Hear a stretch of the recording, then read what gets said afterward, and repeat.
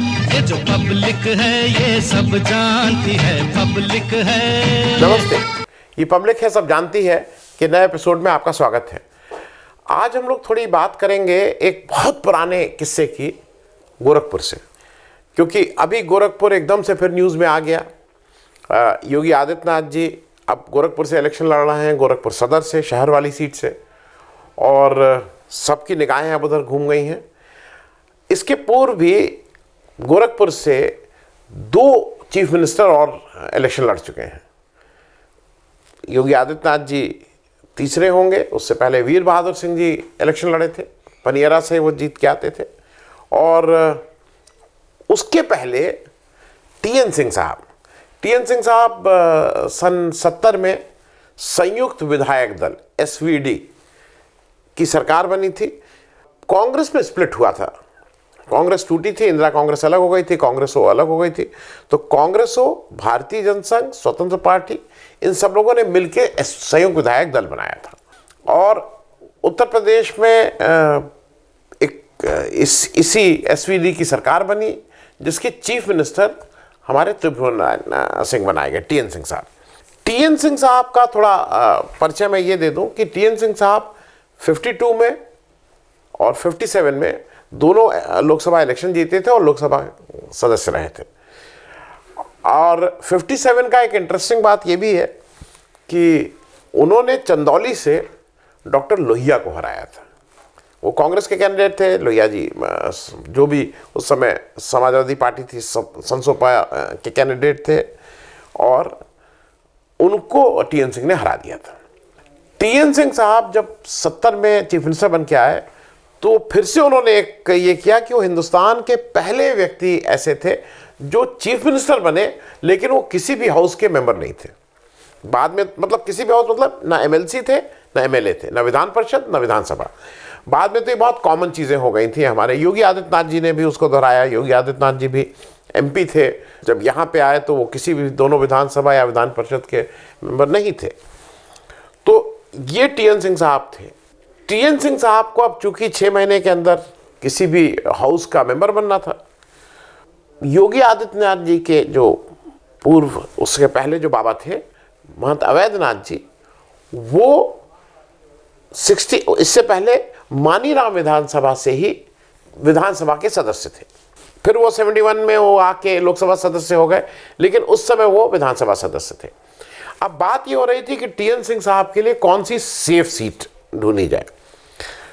तो महंत अवैधनाथ जी ने अपनी सीट से रिज़ाइन किया और वहाँ ऑफ़र किया कि आप चल के वहाँ से इलेक्शन लड़िए, क्योंकि उससे पहले वो इलेक्शन बहुत कंफर्टेबली जीते थे अगेंस्ट रामकृष्ण द्विवेदी जी, जो रामकृष्ण द्विवेदी जी कांग्रेस से लड़ते थे। एक बात मैं और बता दूं कि रामकृष्ण द्विवेदी जी पॉलिटिक्स में आने से पहले मीडिया पर्सन थे, जर्नलिस्ट थे। और एक चीज़ शायद बहुत कम लोगों को पता हो कि टीएन सिंह साहब भी मूल रूप से जर्नलिस्ट थे। वो चीफ सब एडिटर थे नेशनल हेराल्ड में। तो ये जब इलेक्शन लड़ने का ये 71 में मार्च में, तो ये 2 जर्नलिस्ट के बीच का इलेक्शन था। तो टीएन सिंह साहब ने जो सीट बाबा ने खाली की थी, महंत अवैधनाथ जी ने उनके कैंडिडेट हो गए। और उस समय कुछ लोगों का कहना था कि भाई बाबा इनको लेके आए हैं, ये उनके कैंडिडेट हो गए। रामकृष्ण द्विवेदी जी कांग्रेस के कैंडिडेट हो गए। तब तक गोरखपुर में वो थोड़ा राजपूत वर्सेस ब्राह्मण वाली बात शुरू हो गई थी। एक तरफ राजपूतों के सबसे बड़े उसमें मान दिग्विजय नाथ बैक करते थे, और ब्राह्मणों को सूरत नारायण मणि त्रिपाठी साहब बैक करते थे। तो वो एक आपस का वो हो गया था। रामकृष्ण द्विवेदी साहब के उस बाई इलेक्शन में इंदिरा गांधी खुद कैंपेन करने आई थी, क्योंकि उसके पहले जवाहरलाल नेहरू ने किसी भी बाई इलेक्शन में, जवाहरलाल नेहरू ने एक परंपरा निभाई थी, वो एज प्राइम मिनिस्टर किसी के मतलब अपने पार्टी के कैंडिडेट के लिए कैंपेन करने नहीं गए थे। इंदिरा गांधी ने उस परंपरा को तोड़ा और वो यहाँ पे आके उन्होंने कैंपेन किया, और वहाँ पे रिजल्ट चौंकाने वाले थे। टीएन सिंह साहब रामकृष्ण द्विवेदी से बुरी तरह से हार गए। रामकृष्ण द्विवेदी जो कांग्रेस के कैंडिडेट थे, उनको 33,230 वोट मिले। टीएन सिंह साहब को 17,137 वोट मिले और वो चुनाव हार गए। कहानी यहाँ नहीं है, थोड़ा मैं एक और इसका वो बता दूं, क्योंकि वो बताना ज़रूरी है और आपको समझना ज़रूरी है। रामकृष्ण द्विवेदी जो एक तरह से जाइंट किलर ही नहीं थे, उस एक हार से क्योंकि अगर टीएन सिंह सोचिए अगर जीत गए होते और कंटिन्यू कर लिए होते हैं चीफ मिनिस्टर, तो यूपी की पॉलिटिक्स भी कुछ और होती। उस एक हार से एक बहुत बड़ा टर्निंग पॉइंट इंदिरा गांधी के लिए था उनके पॉलिटिकल कैरियर का। उसी कांग्रेस ने रामकृष्ण त्रिवेदी को शायद 80-85 साल की उम्र में, अभी जब नया निज़ाम आया है, मतलब ये 1-2 साल पहले, इस नए निज़ाम ने उनको पार्टी से निष्कासित कर दिया, सस्पेंड कर दिया, निष्कासित सस्पेंड कर दिया। ऐसा कहा जाता है कि वो दुखी मन से थे, उनके जब अंतिम समय आया तो पार्टी ने निष्कासन वापस लिया, और जब उनको ये पता लगा कि उनकी खराब उसको देखते हुए, हेल्थ को देखते हुए किया जा रहा है, कि he wanted to die as a congressman. ये मैं इसलिए कह रहा हूं कि राजनीति बहुत निशंस होती है, बहुत क्रूर होती है। खैर, उसी जगह से अब योगी आदित्यनाथ जी भी उत्तर प्रदेश के दावेदारी फिर से चीफ मिनिस्टर की कर रहे हैं। ये मैंने रेफरेंस इसलिए बताया था कि जैसे कई लोगों का है ना कि चीफ मिनिस्टर को कैसे हार सकते हैं, वो चीफ मिनिस्टर एक समय में हार सकते थे, क्योंकि जो गेम खेला जाता था वो रूल्स ऑफ द गेम के हिसाब से खेला जाता था। अब मैं यहाँ 2 चीज़ें और करूँगा।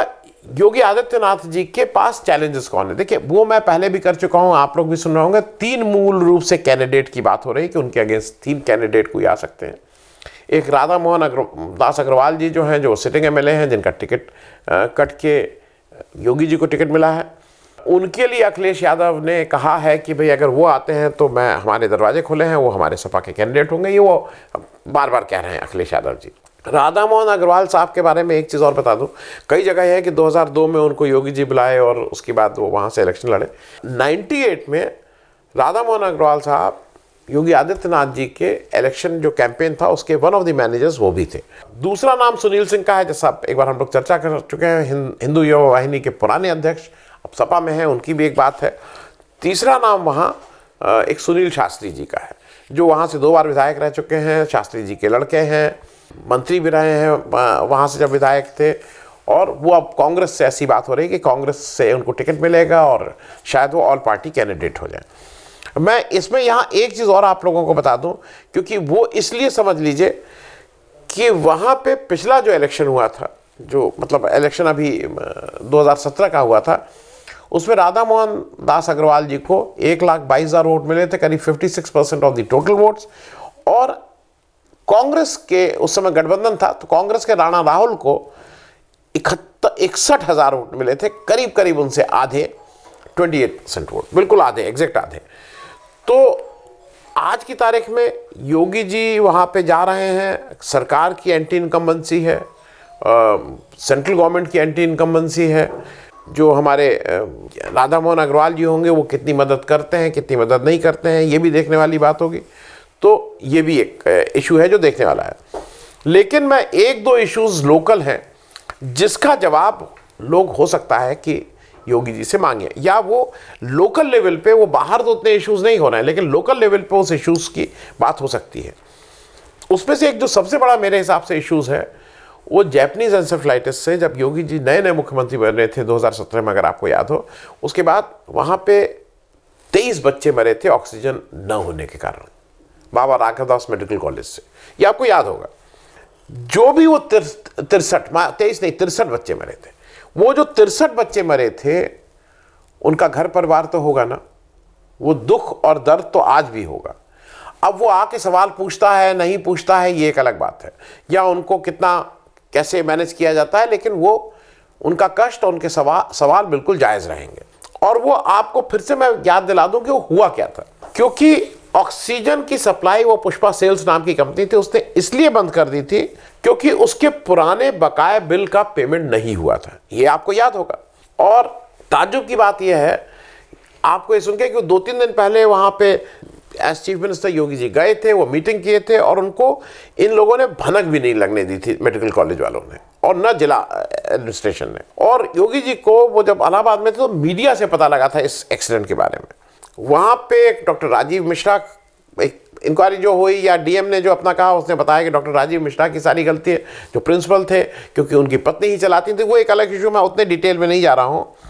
और डॉक्टर राजीव मिश्रा के यहाँ से बहुत से उन्होंने वो दिए कि मैंने कई लेटर लिखे थे मेडिकल एजुकेशन डिपार्टमेंट को कि पैसा तो सरकार से आता था, पैसा कोई मेडिकल कॉलेज के पास अपना तो है नहीं, सरकार से आता था, तो पैसा वो नहीं आया था। उसके मंत्री अगर आपको याद हो सिद्धार्थनाथ सिंह थे, उन्होंने किस किस तरह के वो दिए थे वो मैं आज फिर से रिपीट नहीं कर रहा हूँ। लेकिन सिद्धार्थनाथ सिंह को जब गोरखपुर भेजा गया तो उनका केवल एक काम था कि ये ऑक्सीजन की बस छोड़ के बाकी सब, मतलब वो मानने को नहीं तैयार थे कि ऑक्सीजन की कमी से ये मृत्यु हुई है। वो बता रहे थे कि इस सीजन में इतना होता है, पुराने साल इतना हुआ था, वो ये सब आंकड़े दे रहे थे, अगर आपको याद हो तो। एक्शन उसके बाद क्या हुआ था याद दिला दूं। एक्शन क्या हुआ था, प्रिंसिपल साहब सस्पेंड हुए थे, कुछ दिन के लिए जेल गए थे वो पति पत्नी। दूसरा, एक एफआईआर हुई थी ऑक्सीजन सप्लायर वही पुष्पा सेल्स के नाम से, उसके ओनर को भी जेल भेजा गया था, जो एक्शन नहीं हुआ था और ना उस समय हुआ और ना आज तक हुआ, और जिसका हर आदमी ये जानना चाहता है कि आपने उनको क्यों बचाया, इस सरकार ने उनको क्यों बचाया। प्रिंसिपल सेक्रेटरी मेडिकल एजुकेशन या डायरेक्टर जनरल मेडिकल एजुकेशन, जो मूल रूप से पैसा दबा के बैठा हुआ था जो विभाग, और जो उसके मुखिया थे, जो उनके ऊपर कोई एक्शन नहीं हुआ। तो ये भी जानने वाली चीज है कि आपने उन लोगों को तो किया, लेकिन के ऊपर। अब वहां एक्शन किसके ऊपर हुआ, आपकी याद के लिए बता दो, डॉक्टर कफील खान के ऊपर।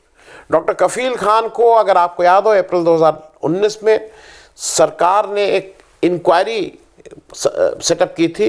एक आईएएस अधिकारी थे, हिमांशु कुमार प्रिंसिपल सेक्रेटरी थे, उन्होंने सरकार द्वारा सेटअप इंक्वायरी, इसी सरकार द्वारा सेटअप इंक्वायरी में कफील खान को नॉट गिल्टी कहा था, और उन्होंने कहा था कि उन्होंने अपनी तरफ से भरसक प्रयास किया था कि कहीं से ऑक्सीजन करें, लेकिन उनका इसमें कोई गलती नहीं थी, लेकिन एक्शन लिया गया।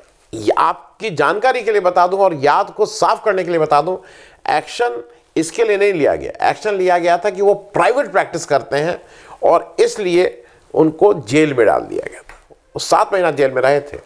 कितने मेडिकल कॉलेज के डॉक्टर्स प्रैक्टिस करते हैं इस पे मैं आप प्रश्न नहीं, आप खुद ही देख लीजिए, गोरखपुर में देख लीजिए। लेकिन डॉक्टर कफील को प्राइवेट प्रैक्टिस करने के लिए 7 महीना जेल में रहे, और कोर्ट के इंटरवेंशन से, हाई कोर्ट जब बीच में इंटरवीन किया तब उनकी बेल हुई थी। फिर वो जेल दोबारा फिर उसको एक बार फिर पकड़ा। जब इस बार दोबारा जेल गए तो किस लिए जेल गए, क्योंकि उन्होंने 2009 में अपना बैंक अकाउंट खोलने के लिए कोई गलत प्रमाण पत्र या गलत सर्टिफिकेट लगाया था। कोई बैंक से कोई धोखाधड़ी नहीं की थी, कोई पैसे का गबन नहीं किया था, कुछ पैसा लेके भागे नहीं थे, कोई कागज लगाया था जो बैंक के डॉक्यूमेंट में सही नहीं था। उसके लिए उनको फिर अरेस्ट किया गया, फिर खैर जमानत नहीं थी, फिर जनवरी 2020 में फिर अरेस्ट किए गए। इस बार किस लिए अरेस्ट किए गए कि उन्होंने अलीगढ़ मुस्लिम यूनिवर्सिटी में एंटी सीएए रैली के समय एक कोई प्रोवोकेटिव स्पीच दी थी। प्रोवोकेटिव स्पीच दिल्ली दंगे से पहले, दिल्ली इलेक्शन के दौरान भारतीय जनता पार्टी के मंत्रियों ने किस तरह के दिए, वो मैं फिर से दोबारा उस पर नहीं जा रहा हूं, आप खुद ही याद रखिएगा। और उनके ऊपर ना केवल उनको अरेस्ट किया गया, उनके ऊपर एनएसए लगा दिया गया, और फिर उनकी जमानत हाईकोर्ट से होती है, जो अपनी टिप्पणी में, अपने ऑब्जर्वेशन में लिखता है it is a bad law. और उसने यही नहीं लिखा, कोर्ट ने जिसके बिना पे एनएसए लगा था, जिसको हेट स्पीच बोला जा रहा था, प्रोवोकेटिव स्पीच बोला जा रहा था, उसको कोर्ट ने सुन के कहा कि वो तो उस स्पीच में he was calling for national integration and unity among citizen, उसको आपने हेट स्पीच करके एनएसए लगा दिया था। अब उसके बाद अब तो वो खैर निकाल भी दिए गए हैं नौकरी से।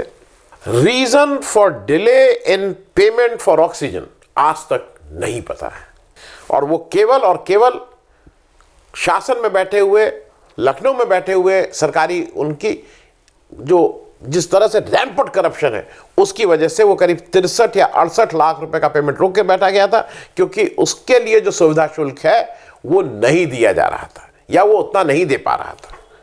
कोई एक्शन नहीं हुआ। कोई पूछेगा कि नहीं पूछेगा कि आपने किसके ऊपर एक्शन लिया। डॉक्टर कफील को आप सामने कर देते हैं, डॉक्टर कफील को आपने बैंक अकाउंट में गलत कागज लगाने के लिए या प्राइवेट प्रैक्टिस करने के लिए किया, इसका एक्शन आज तक नहीं हुआ है। एक साहब और थे, गोरखपुर के डीएम एक थे, राजीव सिंह रौटेला साहब, पीसीएस अफसर थे, पीसीएस से प्रमोट होकर आईएएस हो गए थे। आपकी कितनी घनिष्ठता थी, और फिर कैसे हटाए गए थे, और वो कैसे इसका बचाव कर रहे थे। जो बाई इलेक्शन हुआ था उसमें उनका क्या रोल था, ये भी लोगों को भूला नहीं है।